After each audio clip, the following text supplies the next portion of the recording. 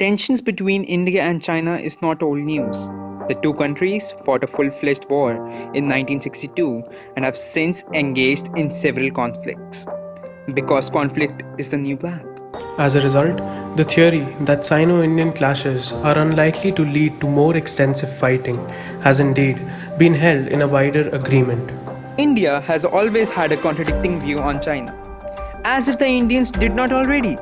Yet, over the past years, the relationship has evolved into rather interesting phases. China has always been perceived in several not so colorful ways by people across India. Partisans from both sides have attempted to show their own country in the best light naturally. The history. The first tension between the two countries started and lasted a decade from the founding of the People's Republic of China in 1949 to 1959. During these years, India regarded China as a fellow Asian country that had emerged from imperial control and stood ready to craft a new future despite the difference in their political systems. Ah, India, thou naive little country. This period of childhood friendship came to an end in 1959 when China hit puberty, forcing the infamous border dispute to come into action. The Dalai Lama was now compelled to flee Tibet and take refuge in India. Over the next 3 years, these tensions paved the way for Sino-Indian War.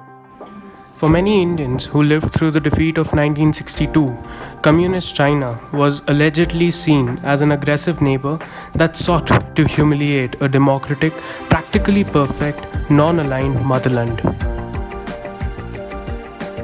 The Tibetan uprising in the year of 1959 aggravated the situation to another level. The mutual militarization of India's border with the Tibetan Autonomous Region logically followed from these developments, but it also caused armed conflict between India and China in the year 1959. Now, both sides publicly marked their border and territorial claims in anticipation of negotiations. Basically, he started it, why should I apologize situation took place.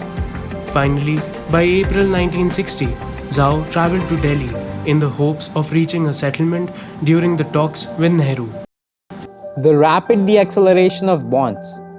The story of disintegration of Sino-Indian friendship unfolded in monochromatic, concentric circles.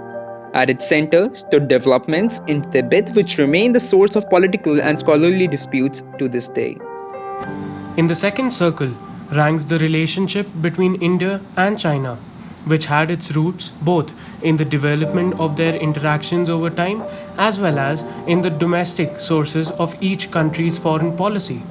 Finally, the wider world was laid by the international system dominated by the Cold War, in which the Sino-Indian relationship was embedded. The current scenario. Since the last 3 weeks of May, the India-China border dispute continued in parts of Ladakh. The most profound issue is in the area of Pangong Tso, where Chinese soldiers have moved up to the line they claim to be the LAC. Tensions between the two armies have been running high on the border since reports of a scuffle between the soldiers of both sides at Pangong Tso and Nakula came in. Various leaders have expressed their grief over the recent India-China dispute. They demand that the government should immediately convene a meeting and brief the leadership of political parties about the ground situation. If it were that easy. But what are the risks to broader Sino-Indian relations? The arc redemption theory. Neither sides want or can afford a war because economy is a thing now. But it's not out of the question because fresh wounds just won't heal. The probability of China resorting to force is equivalent to finding a miracle vaccine for COVID-19, which is very low.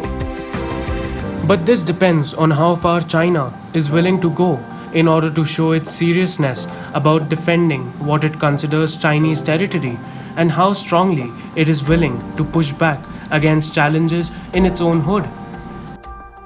The world order after COVID-19 is an opportunity for India to position itself as a global leader, asserting its just and rightful place.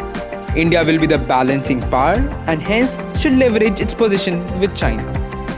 If ever there is or will be a historic opportunity for the two Asian giants to resolve the contested boundary, it's now an opportunity provided by the pandemic.